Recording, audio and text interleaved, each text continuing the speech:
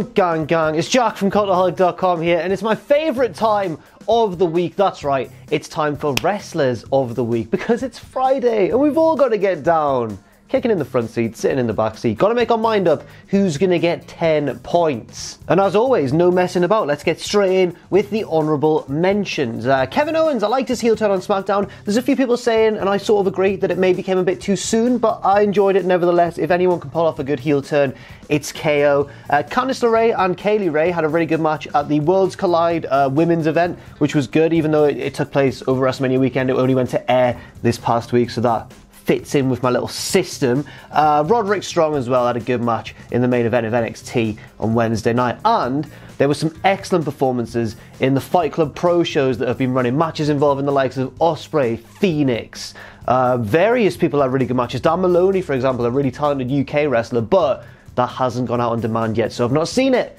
I've just heard about it, but I think honourable mentions for them, and then I'll go back and watch it once it's readily available. I also want to give a shout out to Portland Trailblazers guard Damian Lillard, who I promised would be Wrestler of the Week on Twitter, but sadly I've bottled it because I realised I can't make an elite level NBA player Wrestler of the Week really. But that, step back, man. Oh, game, all day. Portland, Rip City.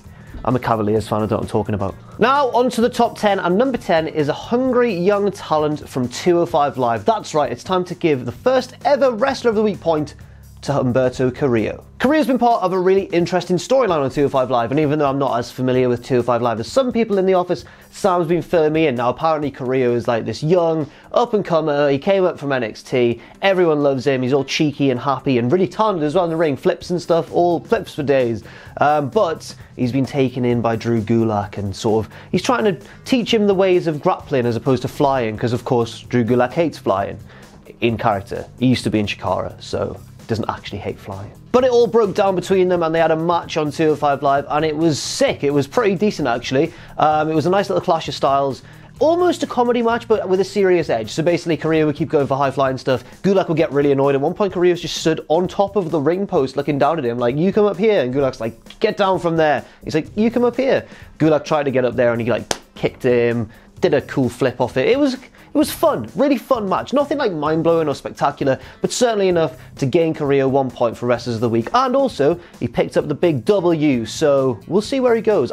Future Cruiserweight Champion? Maybe. We'll see what happens. Number 9, one of the front-runners of this year's Wrestlers of the Week League table, and indeed of last year's Wrestlers of the Week League table before he sort of fell away towards the end, but he was in contention for much of the year. He could win it this year, but if he keeps picking up little points here and there as well, it's Johnny Gargano. It really feels like a weight's been lifted off Johnny Gargano's shoulders after, you know, winning the NXT Championship from Adam Cole at TakeOver New York in one of the best received matches in NXT history, and then, of course, reconciling with Tommaso Ciampa at the top of the ramp. It all seems now like he's got a new lease of life. He's the champion, he's loving it, and he picked up a big win on NXT this week in the main event against Kyle O'Reilly. But it was more interesting than just a match, and it was a good match between two guys who match up really well, but there was also hashtag storyline developments going on as well. We love it. We love stories in wrestling, because it's not just about moves. Moves are easy. It's about plotline as well. Why would you play Tekken story mode if you didn't see the little cutscenes in between? Some people do skip the cutscenes, to be fair.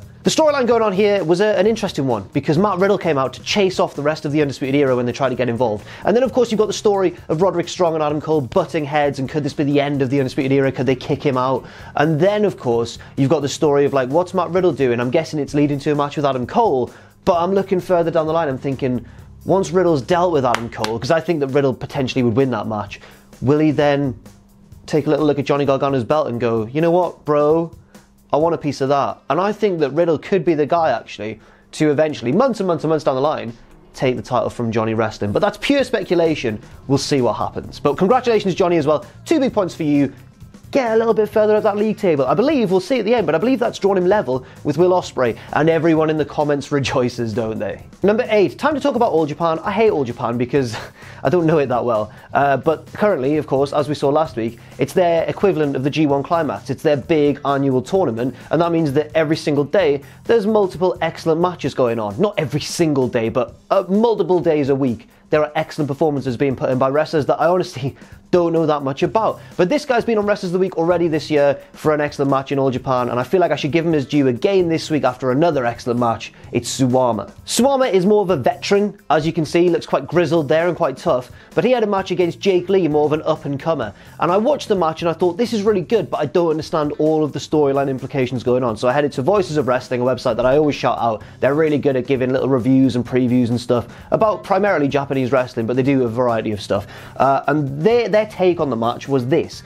While the previous match, which we'll talk about later, was just a firework of offense, this match was more a war of attrition, with each man trying to grind the other down. But in All Japan, there is no one better at grinding people down than Suwama, and thus Jake Lee lost because he faced his opponent on his chosen field of battle. So basically the story is like Suwama ground down his younger, prettier opponent because he's just a hard bastard, and he decided, you know what, we're going to have a hard bastard match, and I'm going to win it. And he did. The Voices of Wrestling review continues. I'm not so certain anymore that Jake is going to win the tournament. Oh, they thought he was going to win, bless them. I knew that he wasn't. I have no clue. And it'll be interesting to see where he goes from there. But Suwama was the man of the moment on this day of the tournament. But as we'll see, it certainly wasn't the best match that took place this week. No, to be fair, not just in All Japan. There were good matches all over the place, but there's one in particular that I want to talk about from All Japan. We'll get to that in a bit. Number 3, I think. Stick around for number 3. But before that, let us welcome to the list a man who I thought was already on the list in 2019, but apparently not. He's sort of taken a bit of a step down since losing the WWE Championship, but he's gone over to Raw, and he's right back in contention, and he's the new #1 contender. It's AJ Styles. Yeah, it's time now for the big match. AJ Styles is walking toward the ring, yeah. Those juicy muscles, those lips you want to kiss. When he wins he gives the, what's the next line? He's got a bladder so big he rarely needs to piss. That's a song by Hot Dad. Check him out, he does funny wrestling songs. The lyrical content's superb. I've got no complaints with it. Styles had a really cool match on Monday Night Raw this week after a lengthy opening promo segment, but it was fine because the match itself was good. Styles versus Joe versus Mysterio, a nice triple threat matchup, love that. Obviously 2/3 of that famous TNA triple threat match, but if you sub out Mysterio and bring in the fallen angel, Christopher Daniels. But, you know, this match was good as well, not on the level of that match, but a good TV match, and it had a really inventive finish with AJ Styles scooping up Rey Mysterio in the Styles Clash and slamming him onto Samoa Joe to pick up the victory. I like that sort of thing, and I think that Styles was the right man to win that. But he wasn't #1 contender yet. He still had one more person to beat. That man was the bloody lone wolf, Baron Corbin.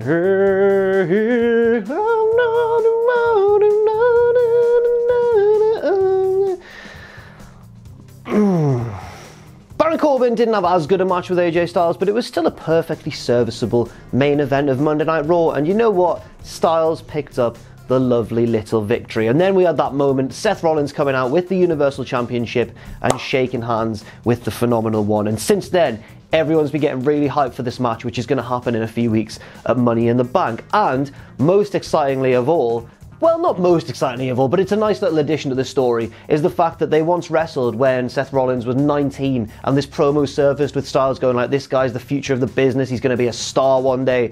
And he was right, so I just can't wait to see what happens next. What's going to happen in the next chapter? Next up, we're going to talk about last week's Wrestler of the Week, actually, but he only picks up a few points here, coming in at 6th place. It's Kento Miyahara. Now, Kento, you know, last week he blew everyone away and he won 10 points and stuff. He's got 5 points this week. It's not too bad, but Kento, mate, I'm so impressed with him in terms of not just his ability to have an excellent match, but his consistency. Because of this tournament structure that's going on in All Japan at the minute, and because he's the top dog, he's relied upon to deliver, every single night. And that's pretty much what he has been doing. He's been having good to very good to great matches every single night of the tournament. Apart from one, which I did watch, and it was him against, I can't remember the dude's name, but he was someone far lower than him on the roster.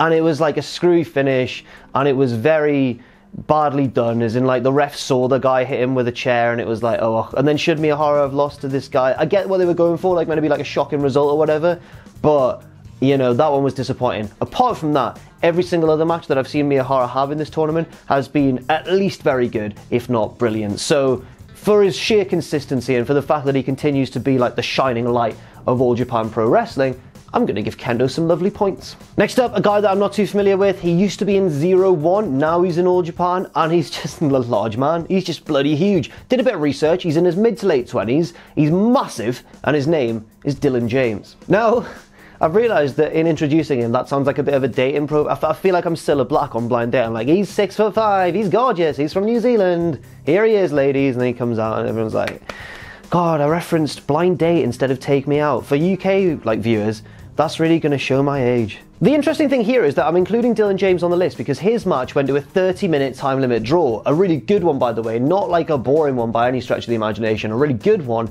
And it wasn't boring, and you might take a look at him and think, oh, big lumbering guy, 30 minutes, time limit draw, that's not going to be very good. It was actually captivating and paced really sensibly and stiff. Him and his opponent knocked the hell out of each other, which was great to see, but at the same time, I feel as though I couldn't include him too high. Originally, he was in like my top 3, but then I sort of watched it again, this time skimmed it, because I can't watch a 30-minute match twice in a row.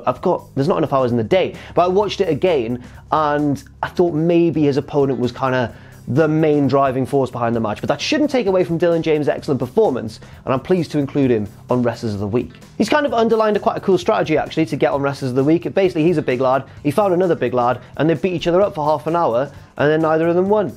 I think, honestly, that appeals to my smarky sensibilities so much that more big lads should do that, and they might pick up a few more points. Let's call it the Dylan James method. Let's call it that. Next up, let's talk about New Japan. Not All Japan, get rid of that for a bit. We're talking about New Japan, the one that everyone knows a little bit more about. Everyone take a sigh of relief. We're talking about a man as well, who I know about too. I don't have to do much research, I just had to watch the match. Zack Sabre Jr. Now, obviously, if you watch this series from the beginning, if you're an OG, if you're down since day 1 points, then you'll know that Zack came second in 2018. He was the runner-up for last year's Wrestlers of the Week. And I think by this point last year, he might have actually been leading the table, but not so much this time around in April. He's actually not picked up as many points at all because he didn't win the New Japan Cup, which of course he did last year, picking up loads of points. But that doesn't mean he's performing any worse. He proved that with some excellent recent performances. Obviously, he recently had that big win over Hiroshi Tanahashi to win the Rev Pro Championship, and he was challenging for the IWGP IC title this time around against Kota Ibushi, a man who he just has excellent chemistry with. It feels almost like, you know, both guys were supposed to be in the final of the Cruiserweight Classic in 2016 and then just decided, well, if WWE aren't going to let us wrestle each other, we'll just wrestle each other for New Japan like 5 times in a year and a half, and every single match is going to be blowaway. That seems to be pretty much what they've done ever since. Yeah, I can't think about it. It could have been Ibushi versus Zack in the final, but it was Grand Metalik versus TJP. I mean, I understand, because neither Zack nor Ibushi were really going to sign with WWE, but you look back at those semi-finals and you think, can't believe those guys didn't get to the final. But this match this week had an excellent finishing sequence too. It was excellent all the way through, but the finishing sequence was so slick and so nice. It was basically Zack trying to catch Ibushi in all sorts of holds and pinfall attempts and everything, and Ibushi was escaping from each and every one, and eventually just landed a big strike to the chest, finished him off with the big knee to the face, and is still the IC champion, but that shouldn't take away from how good Zack's performance was as well. Number 3, bless my soul, Zeus is on a roll. Because he was on last week and now he's on again, getting more points. It's Zeus. From All Japan, I know, from All Japan. Zeus has had arguably the match of the tournament so far, and surprisingly, it wasn't against Kento Miyahara. I actually mentioned this match a little bit earlier in this video when I said it might have been one of the matches of the week, but there's another great match that's happened. That was this one, which was basically much more fast-paced. I think it was about half the length of the long 30-minute time limit draw, but at the same time, they packed in a lot of action, and it was well stiff. I'm not going to mention his opponent yet, because he's gonna, you know, but at the same time, Zeus looked really impressive too, and I just find him quite terrifying, honestly. I don't know what his place in the main event picture of All Japan sort of is, because I'd assume from watching this tournament, he's the next big thing, he's gonna win the title from Miyahara soon, and it's gonna be awesome. But that feud actually took place last year. So this could have been the story of the tournament this time in 2018, but instead it's happening this year, and I'm just like, what's going to happen then? What's the future going to hold for Zeus, since he's already held that belt a couple of times and has already feuded with the current champion? Then again, sometimes in Japan, or at least in New Japan, which I know slightly more about, they're not afraid to book a series of rematches as long as they're spaced out and as long as each one tells a different story. The prime example, of course, being Omega versus Okada. Maybe they're just going to book another feud between Zeus and the current champion Miyahara. Who knows? But I'm genuinely excited to find out. I'm just devastated that All Japan's impressed me so much recently, because that means it's just more wrestling to watch. Okay, I can do it. I can do this. Number 2, a man that I thought was going to be number 1 this week, but he got just pipped when I realised that someone had done a little bit better than him. But it's still one of my faves today in the modern age, and one of the best wrestlers on the planet, in my opinion. Kota Ibushi. So yeah, Ibushi had that match against Zack Sabre Jr. and is still the IC champion, which obviously he won from Naito at the G1 Supercard. Now, I've already talked about the match itself with Zack. I want to talk a little bit about the storyline that's going on. So as I mentioned, Tetsuya Naito came out and challenged Ibushi for the IC title because Naito wants to be a double champion, which is really, really ambitious given the fact that he currently holds 0 titles.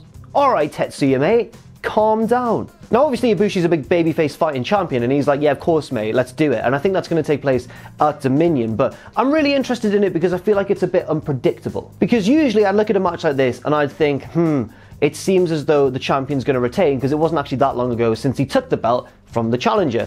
But I reckon Naito could actually win it back. And then Ibushi could go on and win the G1 Climax without the IC title and then could meet Okada at Wrestle Kingdom. Maybe by this point Naito's won the IWGP Heavyweight Championship and maybe we get a champion versus champion thing. WrestleMania 16, Ultimate Challenge. Oh, I'm so white. Oh no. And I've said it now. Okay. But anyway, I think I'm just saying this because ages ago I picked Ibushi to win this year's G1 and with him as IC champion, that's looking less and less likely. So I hope he loses actually at Dominion, but we'll see what happens. I'm still sticking to my guns. I'm still saying that Ibushi is going to win the G1 Climax. And if he does so, he's probably going to be leading the Wrestlers of the Week League table by that point. There should be some really good performances in that tournament. And finally, number 1, and I'm devastated to report actually that the Wrestler of the Week this week is another man that I don't know too much about and I had to do a bit of research on. But boy howdy, am I a fan of his after watching his 2 excellent matches this week. Yuji Kobayashi. Okay, so I've got my little research sheet here. Yuji Kobayashi, 36 years old, bald. You can see that. More renowned as a tag team guy, really. Now, when I read this, I realised that I'm already a fan of his tag team partner, Sakamoto, because he tore it up at the WrestleMania weekend in 2018. He tore it up at last year's WrestleMania weekend and picked up some Wrestlers of the Week points, I believe, in that big double-length feature from last year. So I'm already familiar with him and I thought he was class. This is his tag partner and I'm maybe more of a fan of this new guy. So yeah, Kobayashi is in the All Japan tournament and he is tearing it up, man. He's having some fantastic matches, which I've already mentioned in Wrestlers of the Week already. So basically, that match that Zeus had where it was just 2 massive men just firing Hadoukens at each other, that was the one that Kobayashi was in. And the other one was that 30-minute time limit draw against Dylan James. So he's had 2 excellent matches in the space of a few days, whereas Ibushi only had 1. Lazy. And when I was watching these events and I saw this kind of generic looking, just strong lad come out, I was like, oh, this match is going to be a bit filler, isn't it? And then he had that excellent match, and then the next night, another excellent match. He's potentially the best guy in the tournament so far. If Miyahara sort of slips up and is a bit less consistent, then Kobayashi's the one, man. He's my new favourite guy to come out of this tournament that I wasn't aware of beforehand. So in a way, Wrestlers of the Week has taught me something about wrestling. Not just you guys. That's the most patronising thing I've ever said. I'm so sorry. So congratulations, Yuji Kobayashi. You are my Wrestler of the Week, picking up 10 big points and just leaping for the first time onto that lovely league table. And speaking of the league table, let's take a look at it right now. So as we can see, Cody retains his first place spot by 1 point from not only Will Ospreay, but now Gargano, who's level with him in second place. Yay! Kota Ibushi is now joint 5th alongside Volta. And as we move a bit further down, we see Kento Miyahara there, the ace of All Japan, who has firmly established himself a top 10 position, which I think he fully deserves given his recent excellent performances. And as we get towards the bottom, you can't see him, but joint on 15 points alongside Ishii and Sanada is big bad boy Zeus, who's really rocketed up that table as of late. Thanks very much for watching, and let us know what you think in the comments section down below. You can follow Cultaholic on Twitter at Cultaholic and on Facebook at facebook.com/Cultaholic. If you enjoy what we do, then please do check out our Patreon, patreon.com/Cultaholic, where you can pledge. And don't forget, of course, most importantly of all, to hit subscribe and to join us.